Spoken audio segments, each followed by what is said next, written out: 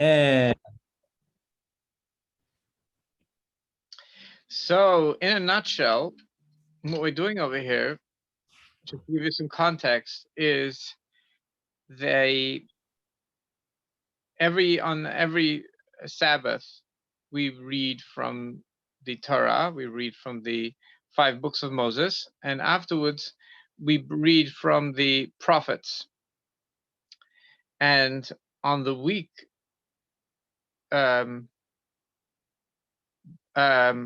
before the destruction of the temple, it mentions, there's a verse that mentions Ami lei hisbainen, my people didn't reflect.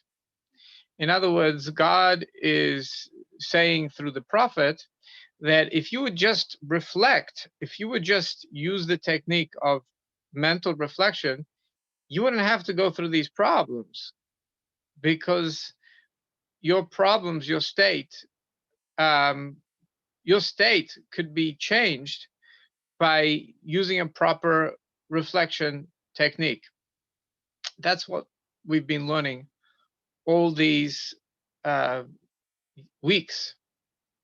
And we've been learning about the brain, about the 3D parts of the brain, and how to unlock the brain through mental effort, through mental reflection. And we spent 10 chapters, 9 chapters learning all of it was all an introduction.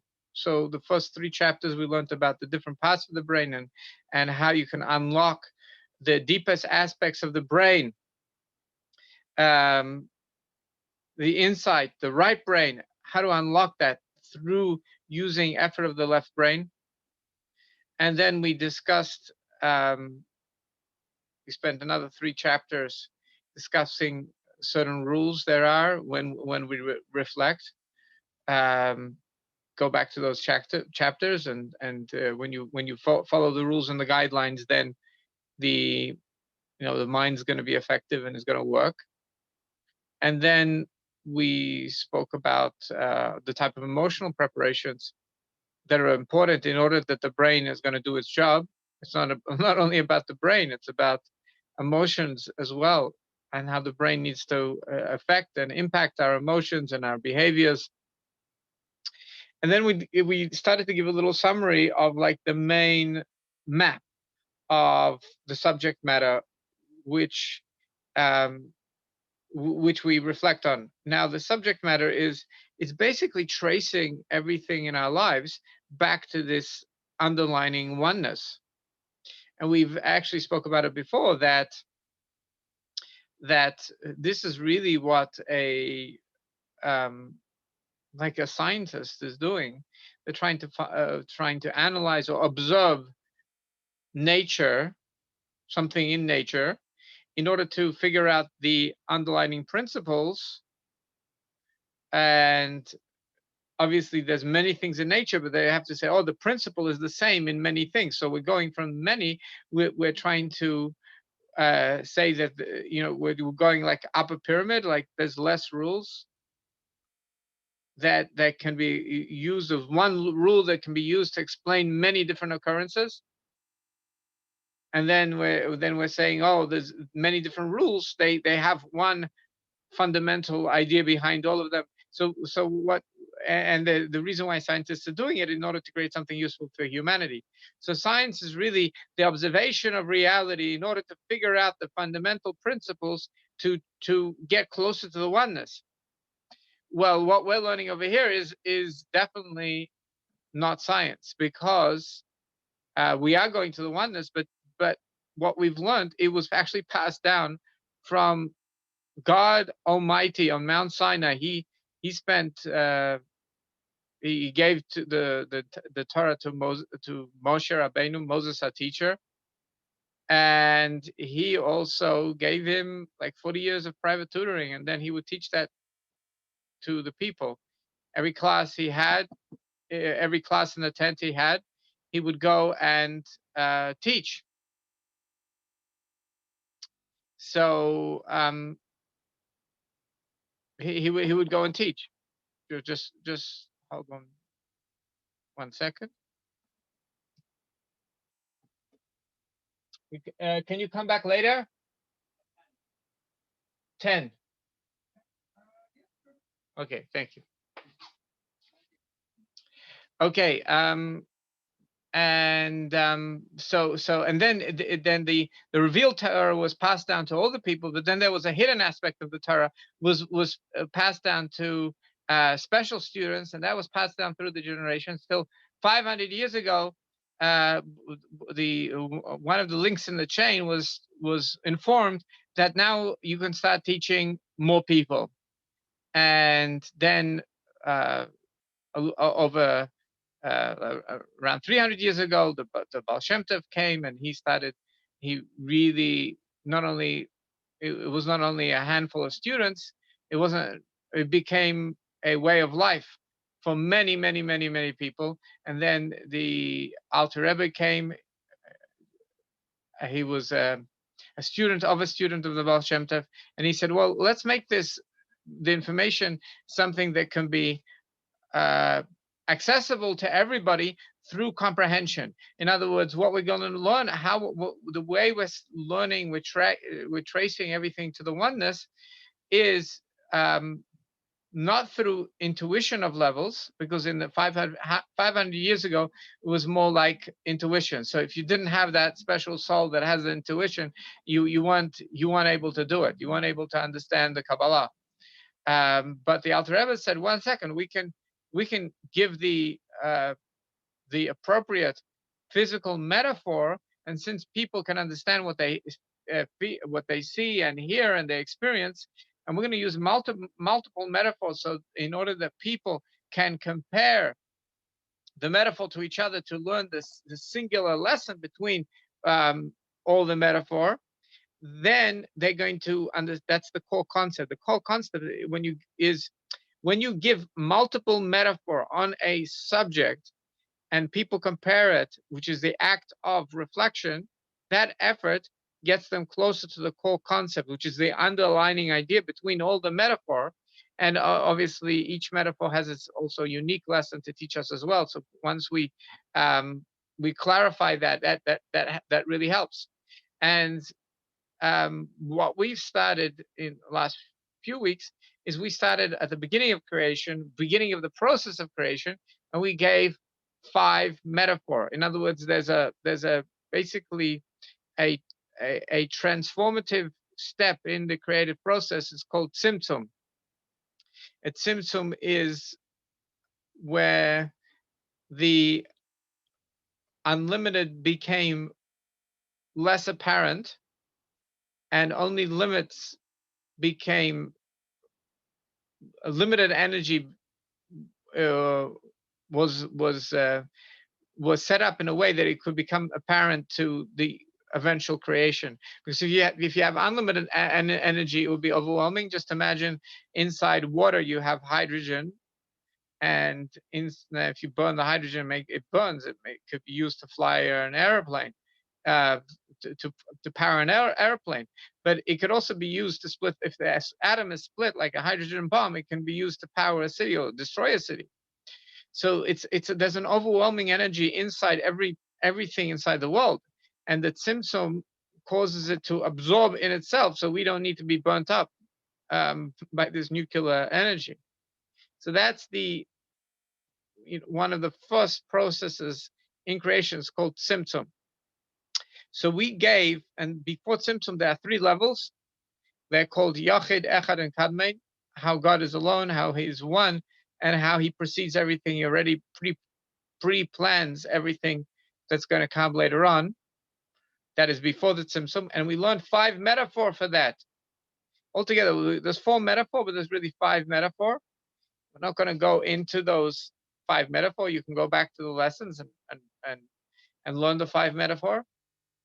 We made a chat. It was a chat with 4 metaphor, but altogether in chapter 10 there are 5 metaphor. And in chapter 11 we learned about the lesson, because learning the metaphor is not enough. We have to also be told. We have to be slightly intuitive and explained how this works in the spiritual worlds. So that was chapter 11. That was the lesson of the metaphors. And there's a great value in learning the lesson. After you do the metaphor, the learning the lesson of the metaphors, hopefully that gives us the humility and gratitude, reveals that in our hearts. And that's one of the benefits. And then we did chapter 12. And chapter 12, we did 5 metaphor altogether for the concept of Tzimtzum. I gave a metaphor. I used light. How you go back and listen. How I use the concept of a stained glass light. How certain light gets absorbed and certain light gets reflected back. Anytime we see anything, and that's the idea of Tzimtzum. Tzimtzum is that the energy is absorbed into itself, and only certain things are allowed to be perceived. And there's 5 metaphor for that. We compared the metaphor, and then we explained there's what's left after the absorption. It's a thing called Tzimtzum. Rishimo. Rishimo is a logo. But if you just say the words Rishimo, oh, I know Tzimtzum, Rishimo, these are semantics. And you get like used to those words, and there's a danger that a person can think that they understand when they don't really understand. It's just words. It's just comfortable with the words. That's all. That there's no comprehension. There's no hisbaininus. It's just a comfort with the words, and that's not the goal. We don't want just people just to be comfortable with the words. Oh, I know Rishim. I know Tzimtzum, and I know these fancy schmancy secret Kabbalah terms, which that would be counterproductive, because then I'm not, the goal of all of this is to have humility, to recognize everybody's value, and I'm not better than anybody else, right? So if I know these Kabbalah terms, I might erroneously think that like I'm something special. It's not really, that's not the case, and that's not the goal. The goal is to have comprehension in order that the divinity, when we pray, the divinity should have impact on us, that we become better people. So there's 5 metaphor for the Rishimo, and just summarize that metaphor. Now I don't have it in front of me, so I have to use my memory, because if I can't repeat the metaphor, so how on earth am I supposed to do reflection? If I can't, if you don't remember the metaphor after you learn the lesson, so you can't do the job. You have to be able to remember the metaphor. So what was the first metaphor? Rishimo, the logo, that what's remaining is like one metaphor is a map, that the Rishimo is God has like a map, a plan, like an architectural plan for the creation. So the plan is not the actual creation, just some lines on a piece of paper, and that's going to be a plan for the building that's going to come out later on. So that's one metaphor of what this logo is. The second metaphor that he brought is like an acronym, like some letters that the planner writes for himself, and he reminds himself everything that he's going to do later on. But the reader of those letters doesn't understand the code, doesn't understand what it means. So it's basically we're not really able to see like God speaking, and we see something, but God sees everything. You see, he sees in the code, in what he leaves over in the creation. He sees everything in their entire plan, and it's like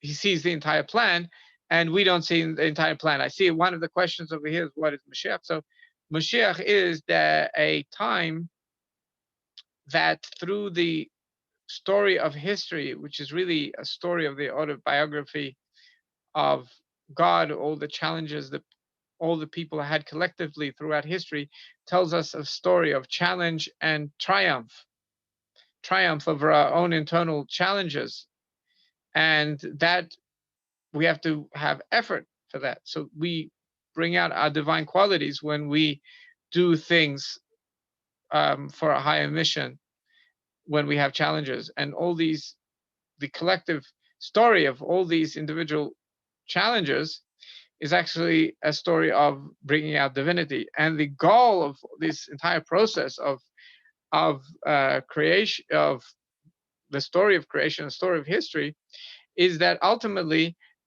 the creator, we are inside the creator, he is everything and everything is him.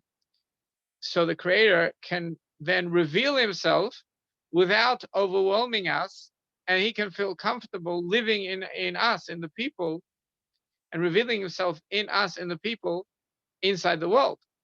And this time is ushered by a a um, a Moses, like somebody who is of the caliber of Moses, almost on the same caliber of prophecy as Moses, because Moses was able to speak to the creator like one person speaks to another person standing up. The other prophets weren't able to do that. So Mashiach will be almost on the caliber of Moses in prophecy, and he will be even greater in wisdom, in Torah wisdom, than Moses. And he's going to be able to open everybody's eyes to the point where people won't need to be teaching each other anymore. They'll just be discussing what they just saw. He's going to be teaching everybody. So he is like this representative of God, which is going to usher in this stage. Now, he needs to do two things for us to be able to know that he's the real Mashiach. First of all, he needs to be from that lineage of King David, needs to behave like a King David. He needs to know Torah like King David. And he needs to build the temple in Jerusalem, the third temple. There's been two before. He needs to build the temple, and he needs to bring back the people that were exiled from Israel, the exiles. He needs to bring back the exiles. Once we see that he did these two things, we know he's the Mashiach. He is the man that is going to bring over a new stage of in the growth of humanity, a time where we've had the challenges and we said the story. Now God can feel comfortable and openly reveal himself, because if he revealed himself in the middle of the story, it takes away freedom of choice, right? Then there wouldn't be a challenge and there wouldn't be effort that needs to be made, because everything's visual. Now, what are we doing now? We're creating a mini Mashiach state in us, each person individually, through effort. That if we open our eyes by the metaphor and our prayers, then we will, through the metaphor and through our prayers, what we're going to do is we're going to have the ability to open our eyes and see this divinity, this oneness in around us, and hopefully this will make us better people at the same time. And we don't want it just to be individual. We don't want to be like each of us. We just don't want to be like, feel like we're better than everybody else. We want everybody to have it, right? We want the mission. It's about the mission. We want this to happen, but we start with ourselves, because when we do it with ourselves, this helps others as well. So back to the metaphor. The first metaphor is that God creates a reshimo, which is like a architect's plan. The second metaphor, it's like a code, like a acronym that he knows, but we don't. Third metaphor, and I'm not looking inside, I'm speaking from memory, is like thrown. That when something's thrown, you see a stone flying in the sky, you don't see the hand that threw it. So there's like, it's like, seems disconnected from you. You know that something must have thrown it. It's like the planets and the orbits. They're moving around. There's an energy that's pushing them around. We just don't see that hand. It's an invisible hand. So that's what we mean by Rishimo. It's like a logo. You don't see the actual driver of this whole system. That's three. What's four? the fourth metaphor is a hand gesture to help in understanding. So a teacher gives a hand gesture and it helps the students understand. This has been studied, it actually does. So from the hand gesture, it's like, it's not the same domain as intellect. This one's physical and the other one, it's physical that creates an emotional response by the students that helps them capture something intellectual. It's a lot of, there's a domain change over here with a physical hand gesture when the teacher moves their hand in a certain way to be able to help a concept be understood. And so the Rishim was like this hand gesture. So we see the world is just like a hand gesture for something much deeper. Our world, we have to realize that there's something much bigger out there than what we hear and see. Imagine that there's a deep understanding and a teacher does a hand gesture to be able to help us understand the deep understanding. The deep understanding is a different domain. Our world, which we experience and hear and see, is like God doing a hand gesture. Really, it's a hint to something much greater. Okay, and the fourth metaphor was, imagine if somebody's writing down an intellect and all you see is the movement of the pen, of the fingers. Now, it's also a double distance because you have to figure out from the movement of the fingers which letters he's writing on the page, and then you have to decipher those letters and understand the wisdom from it. So it's a double distance. So that is, the world is just like this movement, but really it's actually writing up a deep idea is being written up, but it's just there's like a double hidden layer and also a domain change from some physical movement to concept. So that is what our world is. So things move and the people riding the bicycles and the cars are going up in the street, just like a movement for some deeper story. And we can recognize there's this oneness behind that. That's what we see. That's all it is. Okay, so now let's go and start reading inside. Let's start reading the 13th chapter.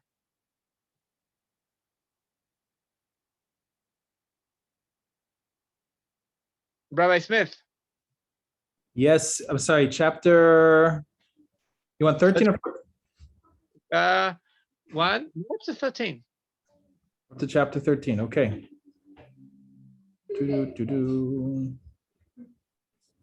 Chapter 13 coming right up.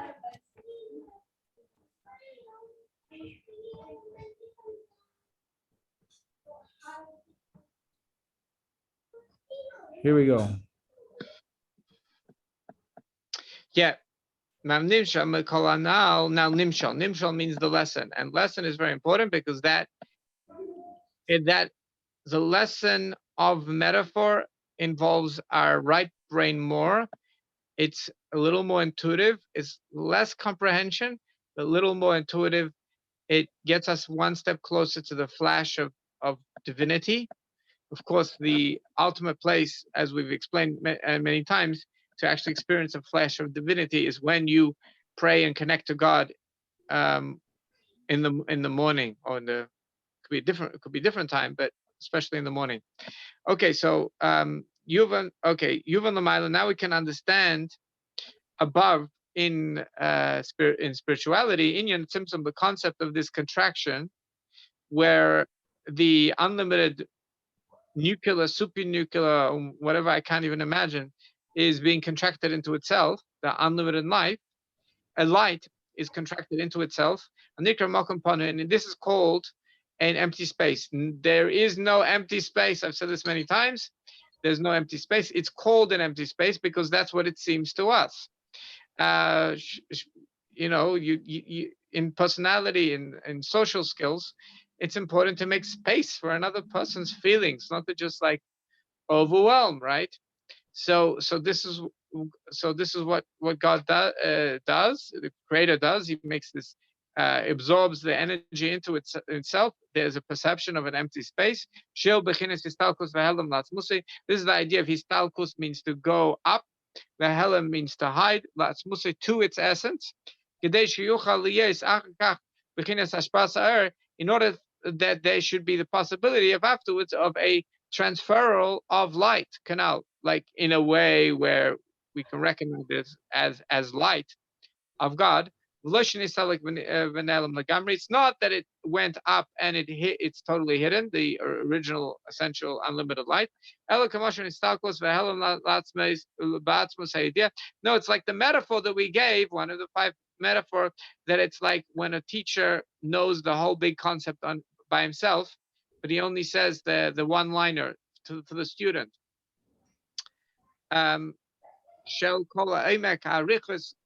When all the deep concept, like in the Talmud, you have pages and pages of ideas.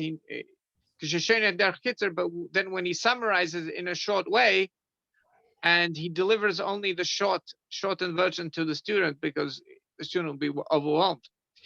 It's only with time the student can uncover the length, like the teacher, but that takes time. Therefore, according to this, even after the entire chain system, the creative process of the 4 worlds of Abiyah, we generally say that the creative process goes through 4 dimensions, which we've explained before.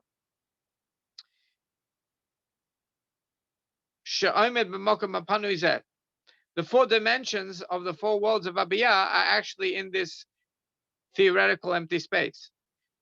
So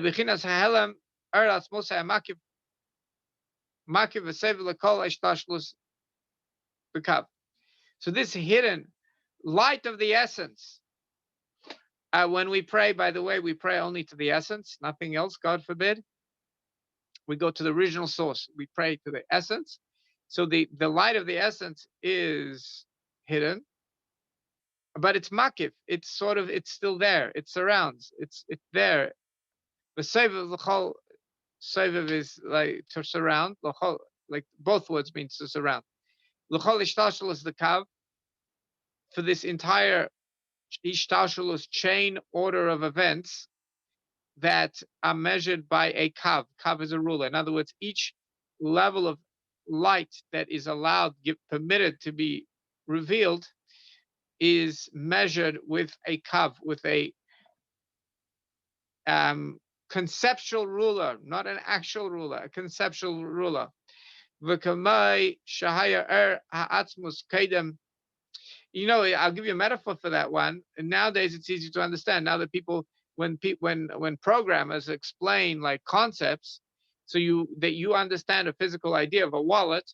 So now what you use online for a cryptocurrency, it's also called a wallet, right? Or digital wallet, right? There's no real wallet over there. It's a concept because it functions like a wallet. So that's when we say kav. We don't mean a ruler. We mean the functioning of a ruler. God. And now just like the light of the Atzmus, light means the abilities of the essence before the first constructions, it was filling all this conceptual emptiness, this empty space, like it says. It says in Eitz Chaim, in the Tree of Life, so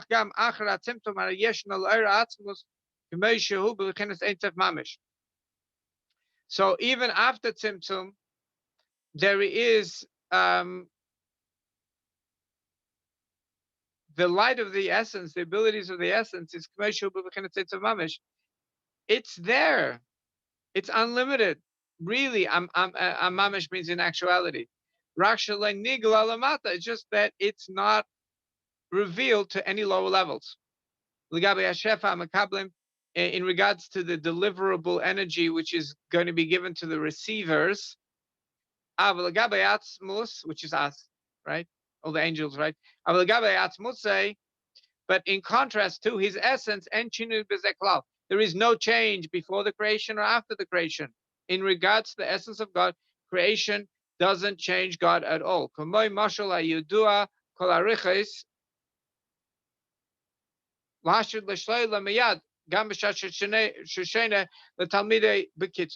going to use a metaphor because the only way we can understand these um, spiritual ideas without fooling ourselves is using concrete metaphor. Like a teacher that's asked the question, he starts to elaborate even when he's teaching his students in short. So he has the whole elaboration. Everything is still in him. It never disappeared. You just can't see it. And this that it says in a pasuk, in a verse in the Tanakh, the Bible, uh, he places darkness, his hidden compartment. Like Sisrei is like, 1 second, Sitre. Sitre, that's the proper. Sitre is like the word in English, store away, to store away. So he makes darkness like store him. Kamai Razal, like the rabbis explained, Beresha Chashucha, beginning of creation, it's dark, it was dark and then it became light. It's the same thing. This is the process of the story of the history of the world, that it starts with darkness and then there's an ability to reveal divinity in the world. Afterwards, just in the beginning, it would be overwhelming. Hainu, Ligabe Lamata, that means in regards to the lower creations,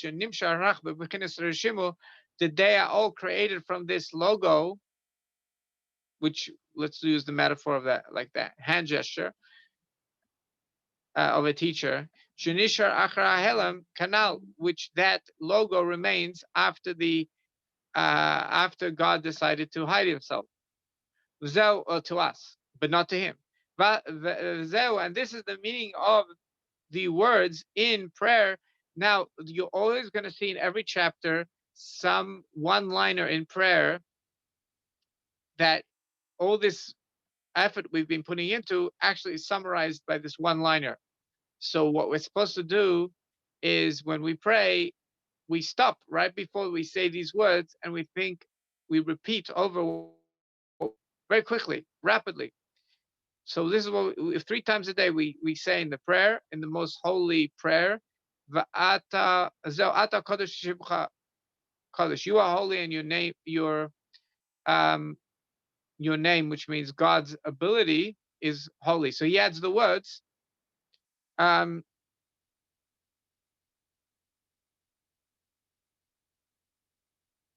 um, Ata Kodesh, you are holy, and then he adds the words V'shimcha. And what is the word Shimcha? It gives you translation in the Kabbalah code. When we say God's name, what does that mean? Or Atzmuse, the light of the essence. So when we say God's name, that's the light of his essence, which also we know means God's essential ability to do anything. Kodesh Muvdal is more uh, uh, is separated from the world. Muvdal va'atu kedim shnivra. And another place in prayer, you are the same before the creation of the world and after the creation of the world. Like it's written down, I am God, the creator, that brings everything about. Lo shanisi, I have not changed through creation. Mushum, the Masha Megala Amkos Mini Cheshach, because whatever he's revealing from the depth, from the darkness, Behelam Zen, this hiddenness, Vachgach Barasakav, Udavka Ma'oisa he says, whatever he slowly starts to reveal again through the kav, through the metaphorical or conceptual ruler, he's actually taking from this original essential light that was before Tzimtzum. Atahu, that's what it means. You are before the creation and you are after the creation. So what we're experiencing now is a little bit from the light that was before Tzimtzum. In other words, God doesn't change. We're experiencing the real Makoi, and like it's known. So the world is not according to this, the world is not it's real. It's not what would we call it? Some virtual world. We're not living in a virtual world like some matrix. We're living in a real world. Whatever's of divinity is revealed. That is a little bit of the essential light that was before the Tzimtzum that is now being permitted to us to be revealed because we made ourselves ready for it. Va'amnam. Now, 1 second, before we read the words amnam, amnam is always a question. There's always, so there was a question, Rabbi Smith, so some question, I wasn't able to pick it up. Sure. So the question is evil that from which the creator is hidden completely? I think this was posted around the time you were explaining about the Sitroi. Is evil that from which the creator is hidden completely? So we've said this before in a previous chapter that pleasure and pain are two sides of a seesaw. How do you know how much something is pleasurable? It's how much pain you have when you're missing it. So if suddenly all the air was sucked up from the room, you would feel very uncomfortable, right? So that uncomfort would be the measure of how much you really appreciate air. So it measures pleasure. So in order to establish what God likes, the exact opposite exists in the world, which is evil. That's in order to be able to make clear what is God's want, what is his pleasure, what is his desire. And nowadays, I think it's comical. The level of evil is so comically evil that this directly shows on how God takes pleasure in the exact opposite. So we're before a stage. You say it's before the sun goes up. It's the darkest time of the night. So that's where that's what I feel. That's where we are now. V'amnam loy nikra era atzmut shemakiv ha'ishtashlus. However, the light of the essence that surrounds means it's not revealed, of this ishtashlus chain order of events that's in this empty space, virtual empty space. Let's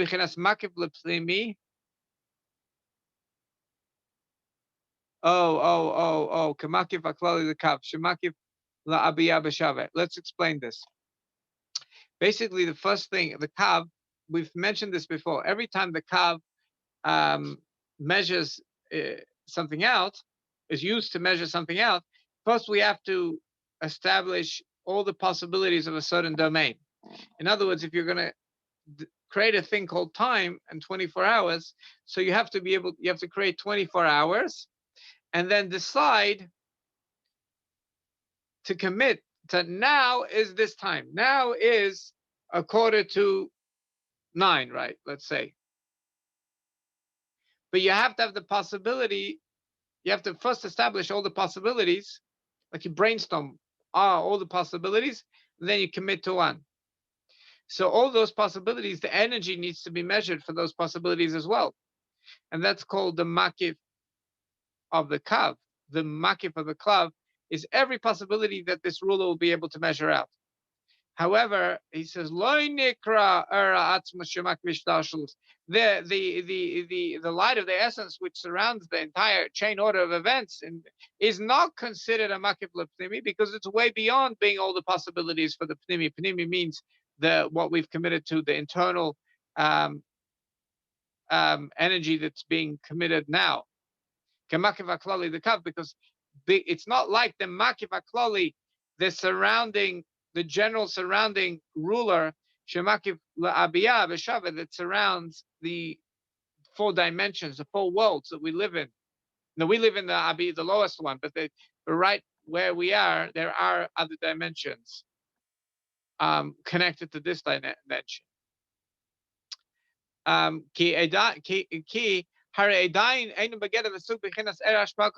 before the Tzimtzum, the energy that's there, it's not even hasn't been like focused to be a deliverer, to be delivered energy. That can only happen after the Tzimtzum. It cannot even, it's way beyond being even a creator. It could be, that energy could do something totally different we can't even imagine, which is not even creation at all. Rak era atzmus shu bechinas his galusay kemeshu ba'atzmus. All that what there is before the Tzimtzum is the revelation of the light, the way it is in the essence. And here's another place we say in prayer, means you write this down, and when you pray, you look for these words and you think about what we're saying now. This is Hu Kayam Shmei Kayam. His name,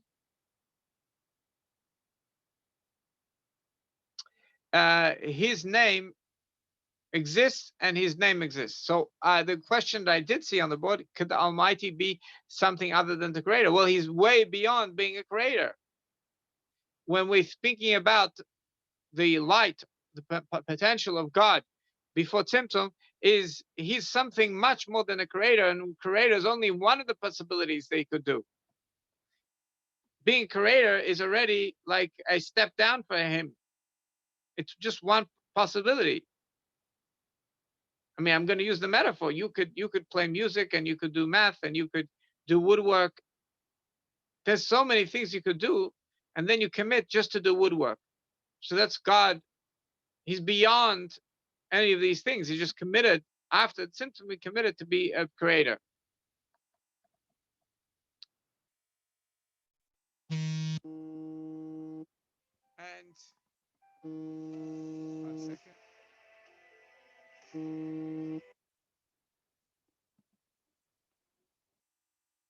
Okay.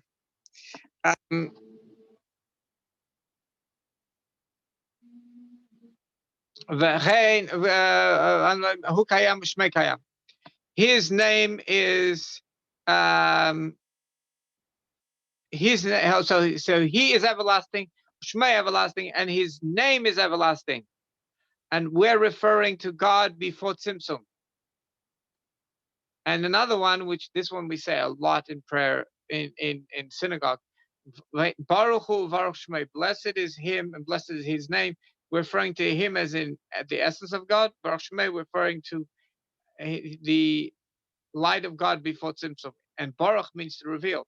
So may Baruch Hu Baruch Shmei means may his essence and may his light, his potential, his possibility from before Tzimtzum be revealed. The Kahai Gavna, and something similar to this. Rak mebechinas Isis the Galif Galifu, but the only thing that is revealed after Tzimtzum is the letters of the hieroglyphics, not real hieroglyphics. It's just that the word Galif seems to be related to the words hieroglyphic, the letters that he scratched out in the upper purity. The upper purity means like pure gold, and you add a little bit of a different metal, it's not pure anymore, it changes color straight away. So before Atmos, there's total just purity, only God. There's not even that's why it's called upper purity. And before Tzimtzum, God measures himself up in potential, what he's going to do afterwards. And even what he measures up before the Tzimtzum, exactly what he's going to do later on, even that is not accessible to us. That's also hidden to us. And it's a little histalkus, it's a little aloof from the rest of the creation. In other words, whatever is allowed from the hieroglyphics sort of before the Tzimtzum, that's the only energy that's allowed is minimum, whatever is minimum necessary for the chain order of creation after Tzimtzum Zeh, after Tzimtzum Vidal. And what we said to now is enough, lemavin, for a person who understands. So if you're a thinking person, don't need to say any more. Okay. V'gam alpi ofen mashal abase hanal. And according to the second metaphor for tzimtzum is the chayes hanefesh b'guf shemishtane mamahus ruchni lemahus gashmi.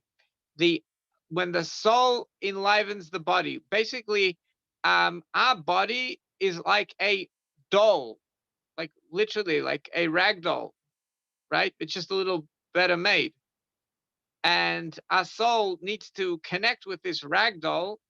And when it does, when it like transforms into some physical blood pumping electric device, our body, right? There's this transformation. And that's when our body is animated. So gam kein ein ze shinui klal shari kamei sheyesh kishu v'chibur l'chayes hagashmi.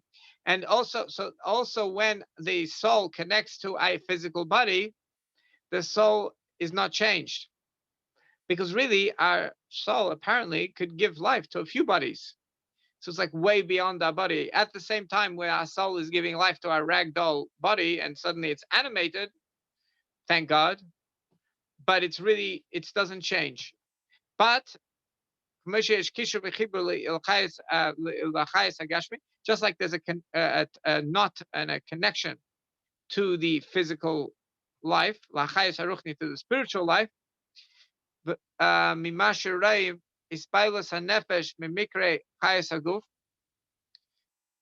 that we see that the soul is impacted by things that happen in the body. Like if you squash your toe, your soul feels the pain. If you squash your toe, the soul is impacted. It feels the pain.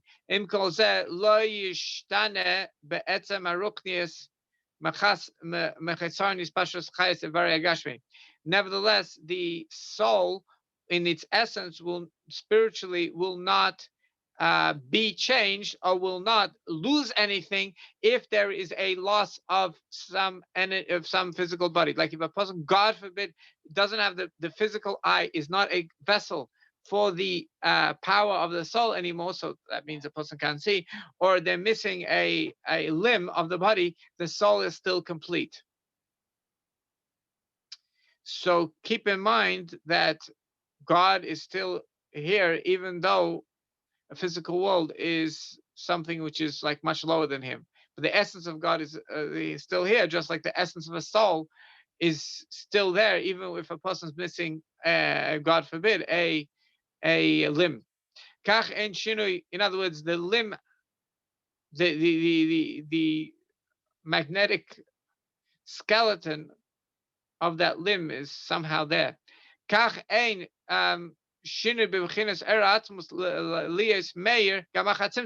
now we're learning the lesson of it. The essence of the light is not changed even when it starts shining after the tzimtzum. Even though the light that is permitted to be revealed in the world is only according to what's necessary for the chain order of events of creation of the created Frosif. However, there is a connection. There still is a connection between the light of divinity after the tzimtzum to the light of divinity before the tzimtzum. Like there's a connection between the life of the soul when it's giving life to our ragdoll body. It's still connected to the essence of the soul, and theoretically, the soul could give life to more than one body at the same time. That's what I was taught. Vim kol zeh b'tzimtzum ha'er b'bechinas hakav and ze shinui klal. When the energy is focused to create a ruler, that's not a change for God, ba'eratzmus, in the light of the essence, alpi mashal hazeh, according to this second mashal v'chein alpi mashal agimel, and so too according to the third mashal that we gave for tzimtzum makechat nuah b'geshem, the movement of physical movement, locomotive movement in something physical. So just because a person moves something physically, they also have the ability, this the ability of unlimited movement, theoretical unlimited movement is still there. So just because God creates is committed to create a certain creation,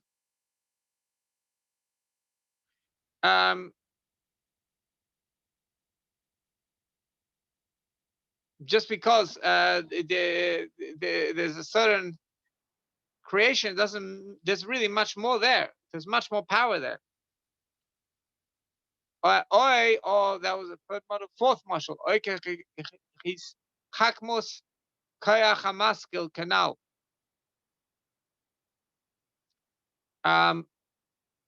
Just like thinking up an idea for the power of coming up with ideas. The brain has a power to come up with ideas. People say, oh, certain people are more creative than others. It's all about work. It's all about work. If you put effort, your brain will come up with interesting ideas. Because then it's a vessel for the power of thought. There's a power of thought that is beyond our brains. And when we train our brain to be a vessel for the power of thought, so then that power of thought creates ideas inside our brain. But just because when a person didn't yet train their brain, didn't put effort to train their brain, that kaya hamaskil is still there. The power to come up with unlimited ideas is still there. So that's the same idea, that God, the essence of God is still here. Akol Eila l'signon echad. Kanal barichas vidal. All of this has this one core idea, like we've mentioned above at length, and what we've said till now is enough. Now we're going to stop over here because now it's going to speak about the Rishimo, how the Rishimo is different. Now I see a question came up, and then I see right now that a question was answered. Rabbi Smith, can you bring that up? The question here that hasn't been answered yet, just a clarification question, that when you use the word ruler, do you mean a king or a measuring device, or both? Measuring device. Ruler over here is a measuring device. Measuring device, that's why it's a double metaphor. It's called a chut, kav v'chut, a ruler and a string. So because the string is the idea of there's a beginning, middle, and end, and you can measure things with a string. And so we don't mean ruler, we don't mean string. We mean that concept of a rule of a string. If you would be that idea of measuring things, to be able to measure energies that will be permitted to come down in order to create a certain infrastructure. That's, say, the Shtalshlus is the infrastructure of creation, and he could have done it differently, but he did it in a way that we could understand, relate to, giving us the opportunity to do his beinus so we can become better people. So yeah, that's where we're going to stop for today.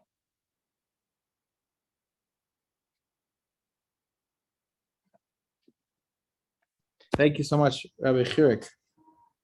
Next week, Next week is Chai Elul, and I'm going to be